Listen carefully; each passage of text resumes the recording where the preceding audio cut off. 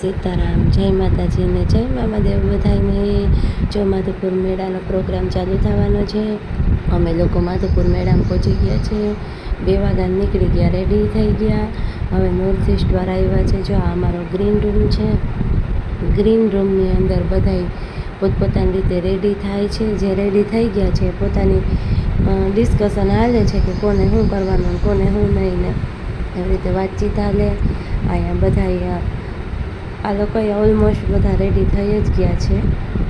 તો રેડી થઈને જો બધા બેઠા છે। અહીંયા મોટા મોટા મિરર આપ્યા છે, એટલે બારે હોલમાં જ, બાકી બધા નાના નાના રૂમ જેવું આપ્યું છે। તો બધા જો રેડી થઈને મોબાઈલ જોવે છે। ઓલી બાજુ જેન્ટ્સનો વિભાગ છે, આ બાજુ લેડીઝનો વિભાગ છે। આ લોકો બધી ટિપ્પણીવાળી છોકરીઓ છે। અહીંયા અમારા લોકો માટે પીવાના પાણીની વ્યવસ્થા સરસ મજાની કરેલી છે। તો અહીંયા બધા જો અમે લોકો બહાર આવી ગયા છે, પ્રોગ્રામ ચાલુ થવાનો છે। તો બધા પોતપોતાની પોઝિશન લઈ લીધી છે। હજી તો બધા બહારથી આવ્યા છે। તો આ જો બધા કેવા જુદા જુદા વેશ લીધા જ બધાએ। અહીંયા જે લોકોને પાછળ રહેવાનું છે એ લોકો આગળ વયા ગયા ને જેને આગળ રહેવાનું છે એ લોકો પાછળ રહ્યા છે, કારણ કે પહેલાં નોર્થ ઇસ્ટનો પ્રોગ્રામ છે અને નોર્થ ઇસ્ટ પછી આપણા લોકો ગુજરાતનો પ્રોગ્રામ છે। તો અહીંયા જો બધા સરસ મજા લાઈનમાં ઊભી ગયા, આગળ બધા નોર્થ ઇસ્ટવાળા છે। તો અહીંયા ચાલુ થશે અમારો પ્રોગ્રામ તો પૂરો થઈ ગયો પછી જો જોરદાર ફટાકડાની આતશબાજી ચાલુ થઈ। કૃષ્ણ ભગવાન અને રૂક્ષ્મણીજીના વિવાહ પતી ગયા એ પછી ચાલુ પ્રોગ્રામનો તો જો ભાઈ વિડીયો બનાવવાનો નહીં, કારણ કે અમે પોતે પ્રોગ્રામમાં હોય એટલે વિડીયો બની ના શક્યો। પ્રોગ્રામ પૂરો થયો પછી જો અમે બધા અમારા ગ્રીન રૂમમાં જઈએ છીએ અને ગ્રીન રૂમમાં જઈને બધા ચેન્જ કરશું। ગ્રીન રૂમમાં આવ્યા પછી આ છે આપણા રૂક્ષ્મણીજી અને કૃષ્ણ ભગવાન। તો પહોંચી ગઈ છે આપણી પોરબંદરની ને બધા ગામોગામની મીડિયા। તો રૂક્ષ્મણીજીનું ઇન્ટરવ્યૂ આલે છે અને એને થોડાક સવાલ જવાબ બધાય પૂછે છે। એટલો અવાજ છે એટલે એ લોકોનો પ્રશ્ન કે જવાબ આપણે લોકો આમાં એડ કરી શકીએ એમ નથી, કારણ કે ત્યાં બહુ બધો અવાજ હતો ને એ લોકો તો ને માઇક આપ્યું હતું તો માઇકમાં બોલતા હતા। તો આ તો અમારા સરસ મજાના કૃષ્ણ અને રૂક્ષ્મણીજી। આ જો માધવપુરનો ગેટ છે જે મેળામાં અમે લોકો હવે જવા માટે નીકળ્યા। તો અહીંયા જો કેવું સરસ મજાનું એટલું મસ્ત ડેકોરેશન છે કે તમે વાત જવા દો। એ પછી આ નોર્થ ઇસ્ટવાળા લોકોને પણ ઇન્ટરવ્યૂ ચાલુ થઈ ગયું। ઓલમોસ્ટ લગભગ આપણા પોરબંદરવાળા જ છે, ન્યૂઝવાળા છે, એ લોકોનું ઇન્ટરવ્યૂ લેવા માટે આવ્યા છે ને એ લોકો। પછી અમે લોકો નીકળી ગયા બારે। હવે અમારી બસ આવવાની છે, અમે લોકો જવાના છે જમવા। જો અમે બધા લાઈનમાં બધા ગ્રુપને ઊભા રાખી દીધા છે અને અમે લોકો રાહ જોઈએ છીએ બસની। બસ આવે એટલે જે લોકો જે બસમાં હોય એ બસમાં ટર્ન બાય ટર્ન એ લોકોને બેસાડી દઈએ। બહુ બધી સિક્યુરિટીની પોલીસે છે અત્યારે તો। બસમાં બેસી ગયા। જુઓ મિત્રો, મસ્ત મજાનો જો બસમાંથી માધવપુર મેળાનો નજારો બતાવું। અહીંયા બધું પ્રોગ્રામને પૂરું થાય પછી અહીંયાથી મેળો હવે સ્ટાર્ટ થશે। તો અહીંયા બધા જ્યાં છતરિયું જેવું દેખાય ને બધા સ્ટોર છે, ત્યાં બધા સ્ટોર લાગેલા છે બધી જાતના, જ્યાં રમકડા ને બધી હસ્તકલા ને એવું બધું છે। જો આ બધા સ્ટોર લાગેલા છે, પહેલાં રમવાનું છે પછી આ સ્ટોરનું છે, હવે આવે છે એ ચકડોળ વિભાગ છે। તો અહીંયા બધી જાતના ચકડોળોને ગોઠવેલા છે। તો મેળો 3 પાર્ટમાં વેચાયેલો છે, એકમાં પ્રોગ્રામ, ચકડોળ અને એકમાં બધા સ્ટોર લાગેલા છે એ। તો આ મેળો પૂરો થયા પછી આખું માધવપુર એકદમ સરસ મજાનું ડેકોરેશન કર્યું છે, એકદમ સરસ મજાની જો બધામાં લાઇટિંગ કરેલી છે। બહુ બધી પબ્લિક છે, બહુ બધું ટ્રાફિક છે। તો આ હતો બહારથી માધવપુર મેળાનો નજારો। અમારી હોટલ માધવપુરથી 10 કિલોમીટર દૂર છે, તો અમને લોકોને ત્યાં જમવા લઈ જાય છે। એટલે આ માધવપુર મેળો પૂરો થાય એ પછીનો પાછળનો ભાગ છે।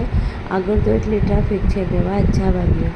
એટલે અમે લોકો હવે જઈએ છીએ માધવપુર મેળામાં જમવા માટે। આ જો આપણા કૃષ્ણ ભગવાન છે જે બન્યા અને અત્યારે જો બધા અહીંયા જમવાનું આવો મોટો હોલ છે, એક બાજુ જેન્ટ્સનું છે, એક બાજુ અમારા લેડીઝનું જમવાનું છે। એ લોકોને ત્યાં રામનવમી કાલે હતી તો જમવામાં ફરાળ રાખેલો હતો। અહીંયા છાશની વ્યવસ્થા કરેલી છે સરસ મજાની। પછી આ બાજુ બધા હોલમાં રસોઈ બનાવે, અહીંયા વાસણ ધોવાના દેવાનું, ઓલી બાજુ જો રસોઈ બનવાનું ચાલુ છે। અહીંયા અમારા માટે પાણીની વ્યવસ્થા કરેલી છે। પછી અમે ચડી ગયા બસમાં અને હું ભાઈ અમારી છોકરીઓને ભૂત ચડ્યું, પછી બધાએ ગાંડા કાઢવાના ચાલુ કર્યા, ફૂલ ડેક ચાલુ કરીને ફૂલ નાચવાનું ચાલુ કર્યું, બધી છોકરીઓ ફૂલ એન્જોય ને મોજ કરે. બાકી આમ એમ અમે રાત આખી રાત જાગીએ, 4 વાગે ને 5 વાગે આવીએ.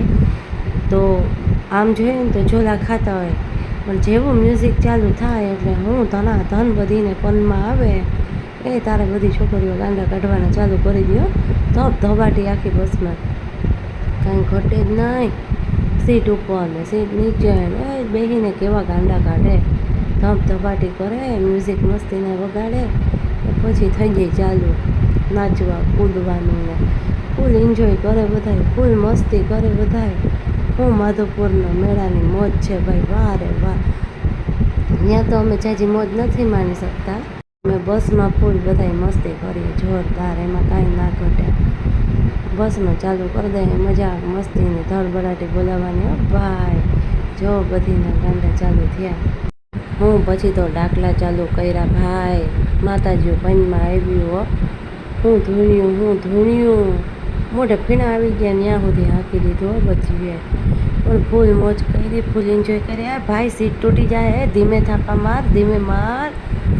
આને બરાબરના પૈનમાં આવ્યા હતા. બાકી માતાજી આવી હતી અમારા માધવપુર મેળાની મોજ અને ધડબડાટ, ફૂલ મોજ ફૂલ ધડબડાટી. બસમાં એ તારે કારો ડેકારો મચાવી દીધો હતો.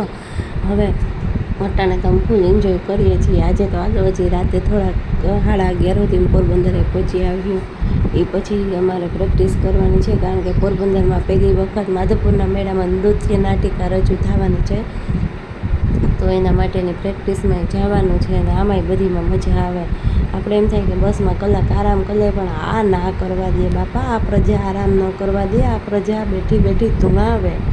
ન જેને ધૂણવું હોય ને જ ભાઈ, ગમે એને ગમે ત્યાંથી પનમાં આવે ને અકલ આવે ભાઈ. આ હે અમારી મોજ ભાઈ, મોજ. આ તો દ્વારકાધીશની દયા હોય તો મોજ થાય. બાકી આવીને મોજ નસીબમાં હોય એને મળે, નસીબમાં હોય એને આવો લાવો મળે. તો એ કાળિયા ઠાકરની મારા ધણીની દયા કે અમે બધા અમે જઈએ, ધડબડાટી બોલાવીએ, મજા કરીએ. એ તારે આવવું ને કામ કરવું ને ફટાફટ પાછું જવું ને. હમણાં તો દિવસો ક્યાં જાય કે ખબર નથી પડતા. બાકી હાય આવ્યા માતાજી આવ્યા. હાલો તો આ હતા આપણા માધવપુર મેળાની મોજ ને રસ્તાની ધડબડાટી.